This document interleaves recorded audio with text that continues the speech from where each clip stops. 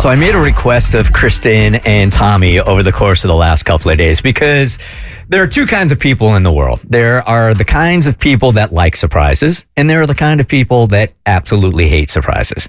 I love a surprise, right?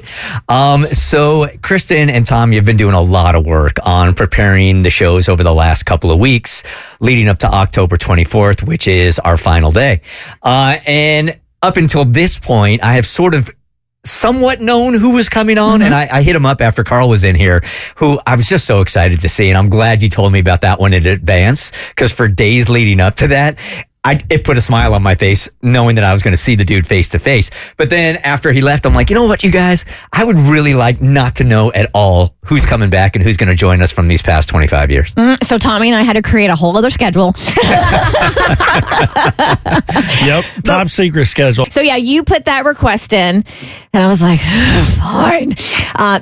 We have a ton of people lined up. Tommy and I have curated a list. And Tracy too, thank you. Yes. Yeah. And Tracy as well. And we have a little behind the scenes, behind the curtain. Tommy and I have created a separate schedule with a surprise guest on it.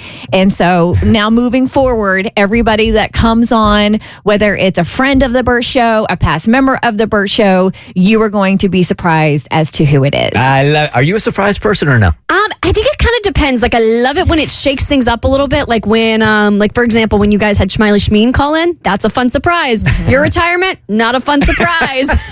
Well, depending on who the guest might be, it might not be a fun surprise for me either. Oh, we've ran with it. All right. So today's surprise guest for you, Bert. This is a past show member, and I am pleased to welcome back to the show on the phone because he lives in a different city now. Please welcome former intern, former phone screener, former producer, Blake Eason. Well. Someone decides to retire and your favorite local news anchor doesn't even get the dang exclusive. I think you were probably one of the first to know. I think Amanda and I told you probably before most people knew. I know, but I'm not in the Atlanta market, so I couldn't do anything. I tried to call the Daily Mail, but they didn't call me back. First of all, I was very proud of you for your coverage of the Brewers in Chicago last week. Well done. I mean, dude, what an incredible run it was. And now we got to play the big money Dodgers, who have more money than the world knows what to do with. And you know me, man. I'm an anybody but the Dodgers fan. Okay, so anyway, dude, so if you are a new Bert Show listener, this guy, you talk about from the bottom working his way up. Now Blake, who started here as an intern and is now hosting, he's the anchor on a Milwaukee news station each and every night. I mean, this dude, you've done it, man. You've done the thing. I'm so proud of you. Well, thank you, man. Tommy, please don't play any of my old segments because those would not be in my character as a stand-up news anchor these days. Yes. So, there's certain things we can't relive, unfortunately. Well, then that means, Blake, you need to email Cassie and let her know which segments from the past you don't want reposted. Listen, you can take the boy out of the Bert Show, but you can't take the Bert Show out of the boy. So. Seriously. It got us this far, Kristen. Yeah, right. Like Blake and I, we talk all the time to each other. When he's looking for career advice or personal advice, we're always on the phone with each other. He introduced me a couple of weeks ago at the Friends of Georgia Radio Hall of Fame. So this isn't shocking. No, it's but certainly welcome. Yes, absolutely. And Blake, we wanted to give you the floor, and also we're letting friends of the Bert Show and past Bert Show members select their own segments that they would like to relive if they have one. And Blake, without hesitation, had one that he wanted to relive with us. So I'm going to let you take it, Blake. Yeah, so before we get to that one, there's so many memories that I have of the Bert Show. I mean, one of the ones that sticks out the most is, Kristen, I don't know if you remember this, but I was getting ready to go on a trip to D.C. And so it's so funny now thinking back to this because now I cover news out of the White House every day, and there's so much I have to learn about it. But back when I was just a little college student who really didn't know much about the world, you had to politely remind me that the National Mall was, in fact, not a shopping mall. I'm not sure if you remember that one. That's right. Yeah. That was I laughed. I cackled. And there are certain segments that you remember and like throughout the day, like for the rest of the day, like I'm sitting there having dinner and I'm just like, that stupid Blake.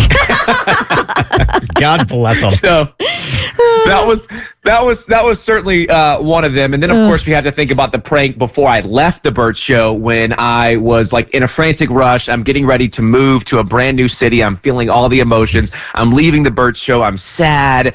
I don't know what's in front of me. And, you know, in the middle of all this, I go and get gas one day and I just forgot to unplug the gas pump from my car. It's a careless mistake. We've all done it before. No, we haven't. The difference is I have to talk about these highs and lows on this radio show, and I think this is a safe place. Little do I know, you're calculating this incredible prank behind the scenes where you say you get the spokesperson for QT on the line who has surveillance videos of me pulling off the gas station with this pump, and now I'm like thousands of dollars in debt.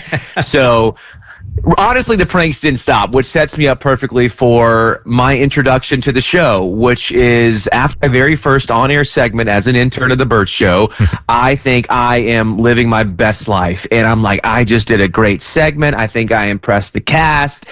And then Tommy calls me when I'm at dinner with my friends celebrating said internship, only to rain on my parade. Tommy, take it away. Okay, this was his first day being on the air. And he's just, on cloud nine because this is early, very early in a young man's career. He's super excited about radio. And I talk about this, we're old and jaded now, but he's so excited. And Bert explains it. He's out to dinner with his folks and I call him and I stay in character the whole time.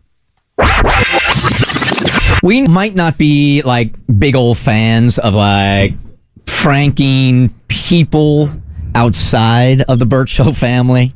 We don't really do that kind of thing, but interns, man, that's fresh meat. So he had no idea when Tommy called it this was a prank. In fact, Tommy never broke character. So if he's listening now, this is the first time that he knows. He is so, I remember being like Blake, being so enthusiastic about radio in the beginning, and he just before we crushed you. Right. About halfway through this, I started feeling bad, but it took a lot to not laugh. All right, go for it. Hello? Blake. Yes, this is Blake. Hey, Blake, it's Tommy from the Bert Show. Hey, Tommy. How are you? I'm great. So the reason I wanted to chat is after an intern goes on the air for the first time, it's pretty standard that I kind of sit down or call the intern and talk about their first segment and give like pointers, things you might need to change, and just go over some quick rules in the studio that Cassie may not have gone over with you. Okay. And as Bert mentioned to you this morning, I thought it was a great introduction for you to the Bert Show. I thought it was a great story, so good job with that. Thank you, Tommy. It was a lot of fun. But a couple things that I do want to go over just in general. Have you got something to write with? I don't. I'm actually at a restaurant. We're waiting for our table to come available. Oh, no. I could take notes on my phone, though. Yeah, do that. Okay. All right, the first thing, as far as being on the air in the studio, we're looking for positivity. So we need you to be more positive and less negative. Okay. I've had to address this with a number of interns, especially the male interns. This morning when you were on, have you been on the radio before? No, I have not. You came on, you sounded very natural. You have a great radio voice. Thank you, Tommy. That means a lot coming from me. So what I need for you to do, though, is just make a little modification the next time you're on. If you come on again, just make a little modification. Can you fluctuate your voice in terms of like higher and lower? I can try. I had to do it sometimes in theater. Oh, you've got a theater background. Yeah. Perfect. Well, you should be able to do this then. So next time you come on and tell your story, bring the same passion, same enthusiasm, but I need you to make your voice just a little bit higher. Okay. Bert doesn't like any cast member or intern to have a deeper voice than him. Okay. So you're like right on the edge. So if you can just keep that in mind next time you come on, okay? Okay. Will do. Another thing I wanted to address, the Bert Show, our tagline is real funny. And we've got a lot of funny on the show. Kristen's funny. Bert, that's not necessarily his wheelhouse all the time. He'll say something funny every now and then. But with you guys in the background being interns, if you could laugh more at Bert's jokes in the background, and don't ever tell him I told you this. This is just something I tell all the interns. It just makes for a livelier studio, a positive affirmation. So do you think you could do that? Absolutely. Okay. Another thing with Bert, I didn't really pick up on this morning, but I address this with all the interns. Don't stare at Bert for longer than, say, a couple seconds. Okay. We're trying to do the show, so try not to look directly at him when we're doing the show. Okay. Something else has been a problem. I can think of one intern in particular. I won't name his name, but Bert absolutely despises mouth breathers. So if you could just keep your mouth closed at all times. I've seen it set him off before. And this one particular intern, oh gosh, it was the worst. Oh, no. So also keep that in mind. Bert hates mouth breathers. Does that mean like when I just breathing, or just breathe like normal and silent? Yeah, just breathe like normal. Just don't have your mouth hanging open and breathing through your mouth. Just breathe through your nose as much as you can. Okay. The one other thing that I can think of, whatever you do, don't wear orange. The color orange. Got it. He hates orange. Don't bring oranges in the studio. Bert hates anything having to do with orange or oranges. I don't know. Okay. I don't know what happened to him in his past, but he just hates orange. Okay. No orange. Orange shirt or orange item. No orange. Got it. I appreciate you taking the time. I'm sorry I'm holding you up at the restaurant, but no, you're I appreciate fine. your time. Thank you for calling and telling me all this. I appreciate all of this. Okay, and you're back when? On Friday. On Friday. All right, Blake. Yes. Well, great job this morning. We look forward to having you for the semester, and I appreciate it. And you have a good night. Okay, you too. Thanks for the call, Tommy. All right, we'll see you on Friday. Yep, see you then. Thanks, Blake. Bye-bye.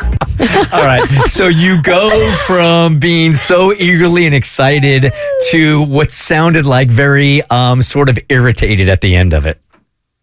It was one of those moments where I thought, what is he telling me right now? I cannot. Do I believe this? Did I just lose my job?